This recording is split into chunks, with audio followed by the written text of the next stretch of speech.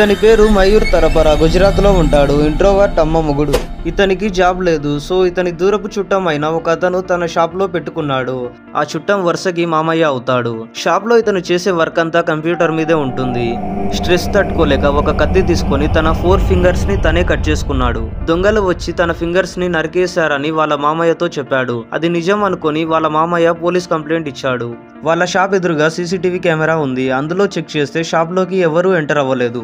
ఇతను మాత్రం కట్ అయిన ఫింగర్స్ తో బయటకి వచ్చాడు. పోలీసులకు డౌట్ వచ్చి కొంచెం గట్టిగా క్వశ్చన్ చేశారు. అప్పుడు అతను ఇలా చెప్పాడు, నాకు జాబ్ లేనప్పుడు మా మామయ్యే జాబ్ ఇచ్చాడు. కానీ నేను ఆ స్ట్రెస్ తట్టుకోలేకపోతున్నా. ఆ విషయం మామయ్యకి చెప్పడానికి మొహమాట పడ్డాను. ఫింగర్స్ కట్ చేసుకుంటే జాబ్ చేయాల్సిన పని లేదని కట్ చేసుకున్నా అని ఆన్సర్ ఇచ్చాడు.